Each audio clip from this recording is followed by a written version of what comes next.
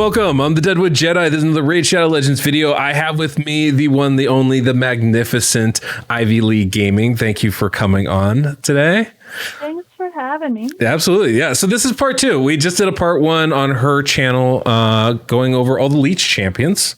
And this is going to be part two, where we're going to talk kind of a little bit more generally, I think, about clan boss and healing and ways you might want to go about doing that, ways that work, ways that don't work, things to look out for, that sort of stuff. So I figured we could start by me asking you, Ivy, like, what are the ways that you've used healing in clan boss? Like, how are the ways that you've kept your teams alive? Like, what are your go-tos when it comes? Because you're like me, you like running traditional teams, not necessarily unkillable teams. So I think, when you talk about healing, that's really where it's got to start, right?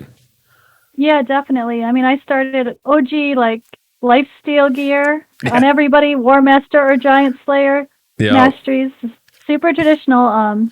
I think I had that method up until very recently on my main account, which is 2.5 years old now or so.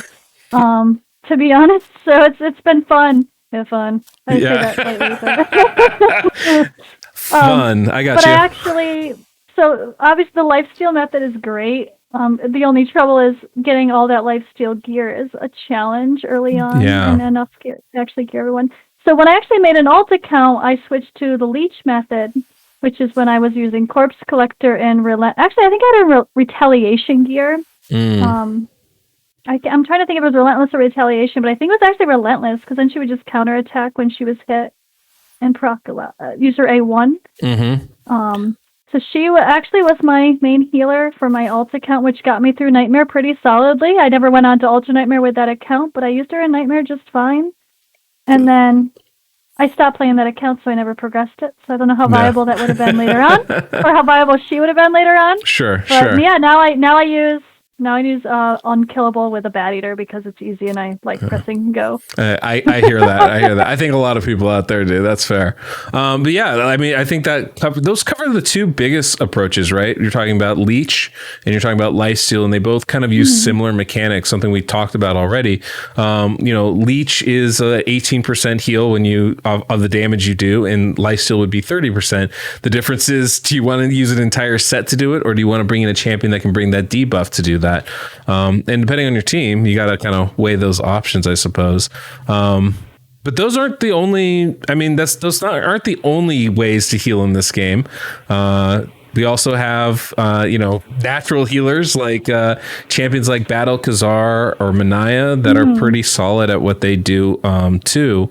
Have you used any of those to kind of keep your team alive?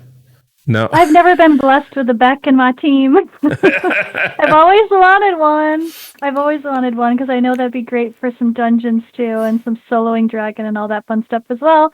But I always wanted Bat Alcazar back in the day before I had Bat Eater. I didn't really think about Manaya, or I don't think I even knew that Manaya could handle the same thing, continuous heal, just enough to proc.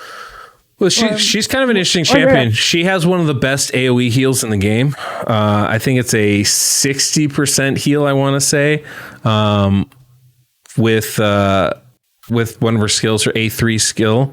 Right here. I have used her, but only in Faction Wars. It's a 40% heal, but that's for everybody off of their own max HP, which is pretty amazing. Okay. To get the full benefits, if you have people under increased defense, to keep your team under increased defense, you also block debuffs as well. It can be really, really very effective. And then, yes, her A1 does a continuous heal, and her A2 does some 10,000 healing points, which is pretty nice. So she definitely brings some stuff to the table.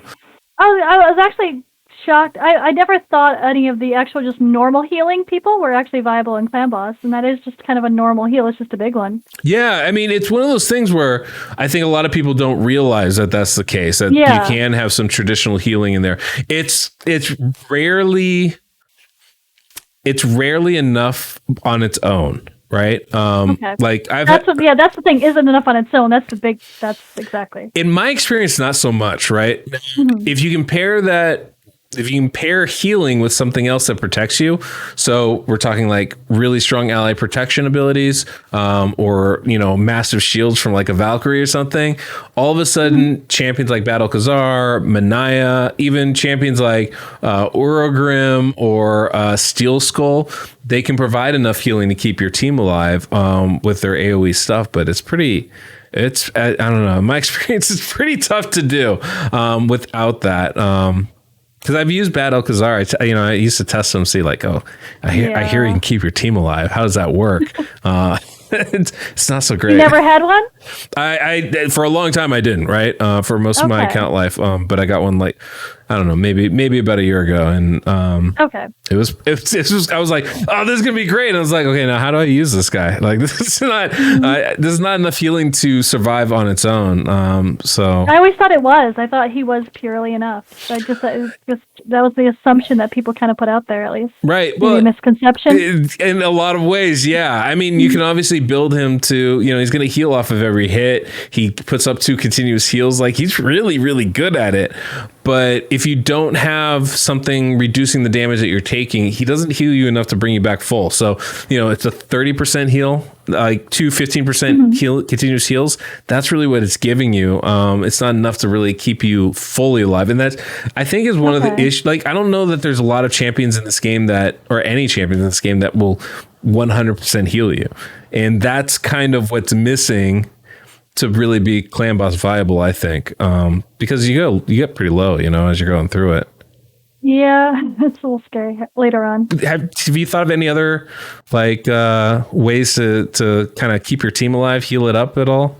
Or well, I mean, we should talk about the ways that don't work. Probably regen gear, for example, right? That's a very good call. Yeah, that I don't know that that's really going to keep you alive Not at enough. all. I mean, 15% on a turn is... Yep. It's helpful, kind of, but not enough for clan boss. Not enough to stay alive with those massive hits that you get later on. No, not really. Same thing with Immortal gear, right? Like, it's... Right, that's, yep. It's solid, but not good. I mean, I don't know. I think it really does come down to, like, when we're talking about... staying alive, it's going to come down to using Leech or using Lifesteal gear. I will say there is... Or having an unkillable team. Absolutely. That's 100%. I will say there is one exception to that rule, and that is if you are running a 2-1 ratio team. If you're getting those extra attacks in, you can... again, you need some kind of survivability, right? This isn't going to keep you heal you to full. But if you have champions that can heal regularly, Battle Khazar is a great example. But like a champion like Godseeker and Neri is really wonderful at this kind of thing as well. You can get enough healing because if you can heal basically every turn or, just about, then you can kind of keep enough healing to sustain for a while. I know I used Godseeker in 1-2-1 team, and I was like, I think when I first used her, I was like so surprised we survived like almost 50 turns because she was just continuously healing our team. I was like, this is amazing. I had no idea you could do this type of thing. So it becomes a little bit more open as far as the champions you can use in those situations, I think. I wouldn't even think about that. That makes complete sense. It's having an extra chance to heal. It may not be enough for one turn, but when you get 2 rounds of it, it's worth it. Exactly. And especially if there's those masteries that we use in Clan Boss, right? The Life Drinker one, right? I think that is one of the most important masteries you can really have in one of your champions. And because of that, it just heals you when you're under 50% HP. And if you have your champions doing damage, that can be fairly significant. So if you combine that with some additional healing, that means you're keeping your champions at a pretty high level, maybe not full health for the full fight, but pretty close to it, because you'd heal up to 50% on your own, and then you get topped off by the other, by your healing champion, whoever that happens to be, whether that's, Manaya, Godseeker, Battle Khazar, somebody along that lines, Urogrim. I was just looking at Urogrim today, and I was like, he's such a good champion. I don't have him yet either. No, he's so good though. There's so many champions that kind of provide that now, and I think that's really interesting too, like the different ways to look at what champions bring. What's your favorite way now? I guess that when it comes down to it, for someone, a brand new account, someone who's just started, I know we've always preached Lifesteal, but it's hard to gear everyone. Like, should we would you preach the Leech a little bit more these days, or do we preach Lifesteal still? Well, I mean, personally, I'm very partial to Lifesteal because I grew up. That's what I grew up on, right? Not to. But if I see a Leech champion, I'm like, what? Why not try that? I'm like, I kind of push that too, if they can get, but I say they need to have them in like Relentless or Retaliation gear, just for that extra chances to proc, at least if it's someone who has a Leech on their A1. I think that's a really smart approach, honestly. That's something I haven't spent a lot of time on, is like, how do you best optimize your Leech champion? You can see all the Lifesteal gear I have, like just... Yeah, can relate. way too much.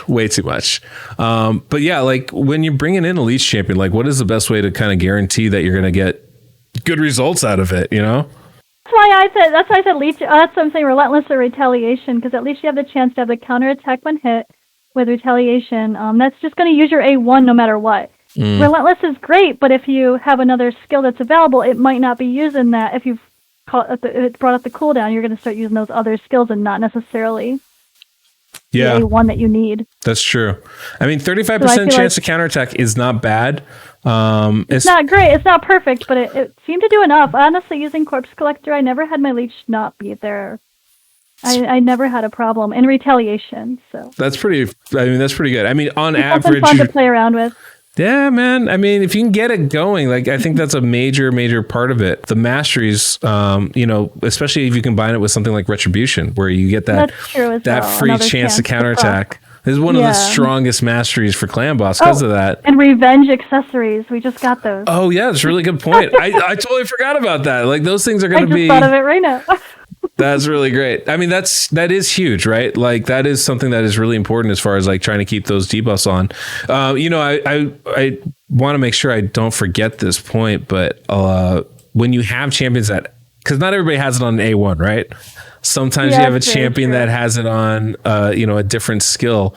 And so like we talk about somebody like Versolf, right? Versolf has it on his A2 skill. So like once this gets used, it's not getting used again until it comes back around. So you really got to kind of time out when that happens. When you have it on A1, you can pretty much guarantee it's going to be up for the full fight. But with this, you go like, okay, I'm going to have it up for 2 attacks. Where do I want those to be? So usually you try to time that out so it happens right before the first, the AoE. So you're going to be able to, or right after the first AoE, right? So at least on your next turn, you can heal up after that. And after the second AoE, you can heal up again. And then you just try to survive the stun. Maybe you put Lifesteal on your stun target or something like that. And this would be a better example for Relentless instead of Retaliation because you want to have a chance to up that cooldown. Exactly. I mean, and Relentless is tough because, it can really random RNG and can really mess up your speed soon. You can outspeed your bust. But, especially if you're early level, I feel like that's actually a really good option. It's a really strong, more attacks is good, as I say, I would say. That's very true. So which one is your favorite out of all these champions, all these Leech champions, these heal champions? Where do you go, Ivy? Oh, man. For Clan Boss, I mean, it's hard because I do love Ragnar because he's void. You don't have to worry about weak hits. Yeah. He's also extremely viable for helping you beat Dwarves Faction Wars 21, which sucks. The Leech on the A1, I put all of my champions with War Master Masteries for beating Faction Wars 21 for the first time because of that Leech on his A1. He was just like, it helped me beat it. It was just another way to... That's legit. Help. Yeah, it made it way easy. And then when you have decreased defense and weaken on the boss, it helps you kill it a lot faster. Dude, but, Ragnar's a beast. I love Ragnar. I think he's great. He's a great champion. Yeah, absolutely. Use him for Spider. So he's like, not only would he be great for Clan Boss, but he could get utility everywhere. That's a really good point. And I think that's really important when you're talking about a Leech champion. Yeah, man. Yeah. This is Doom Tower. Doom Tower sucks. That one's rough. But yeah, I mean, I think really like Leech is, it's hard to dedicate a champion for that in Clan Boss. I think it's, good to be able to have some utility to other places. You got to have that decreased defense. The weekend with Ragnar, I mean, that's a Rosin instead. It's taking the place. Yeah. It's a really, really good skill. I mean, I think my choice would be, Deacon, right? Oh yes, that's true. I can't forget Deacon. I mean, just because you can get the 2-to-1 ratio. That's I'm just simping for those 2-1 ratio teams. I can't help myself, fair, right? Very fair. But I mean, that's very fair. And and he also brings that decreased defense ability. Just a lot to like. Got that Leech on the A1 as we were talking about. Always nice having it on the A1. It's just a really good champion for me. I've barely played with my Deacon, so maybe that's why I'm still partially. Yo, break him out the he's vault. He's in my faction wars. He's hard to tune because you need fast speeds, but he's so good. Like I use him a lot actually in dungeons and Doom Tower waves and things like that. I found him to be really, really effective. So definitely would recommend that. I don't have my salad, as we like to call him, so that would be the ideal. But yeah, I mean, he's got to be the best one, right? Maybe not our favorite, but I mean, I don't know. If there's anybody better than him. He's annoying to face, but damn, he's good. Yeah, exactly. He's incredibly good. Yeah. What am I forgetting? Is there some other healing topic we should discuss? Is there like I don't know, words of affirmation? I think we get Lifesteal Leech. Not using regen or whatever else. Immortal gear or something like that. Yeah. I mean, I think the point about the counterattack mastery, the accessories, is a really good one, right? So, if people don't know, in your clan shop, we have something worth buying. There's something worth buying. 100% there's something worth buying. It is these accessories. And you can see I already bought all 10. Yeah. Same. Buy all 10 immediately and wait for it to refresh. Buy 10 again. It's this revenge accessory. And so you get a 5% chance to counter attack when hit. It's nice. It's really nice. Anytime you get a chance to counterattack, and especially if you combine it with like that, the retribution, it's a retaliation gear, right? The retaliation gear. Yeah. If you can combine it with that, Retribution's that's great. The mastery. Thank you. Yep. 100%. Combine it with the retaliation gear. There's a 50% chance to counterattack. Combine it with the retribution mastery. It's a 75% chance to counterattack. There you go. It's a whole lot of counterattack. A whole lot of chances. Who's a counterattack champion? We need them. I don't know. I wish they would bring in some like serious heal champions, right? Someone that could do. Yeah, that's fair. I didn't think about Manaya in that way. It'd be interesting if there were more options or just for straight up healing to be the answer. Yeah. Than having to have everyone in Lifesteal or having to have a Leecher. I know, right? I mean, I feel like that it would probably. The reason why it'll mess up the other areas of the game, right? If you have a champion that can fully heal, that would be problematic, but. I feel like there's got to be something that we can do because there really aren't, hardly any champions that do that in this game. It's a little bit unfortunate. I feel like that'd be a nice little mechanic to add. Yeah.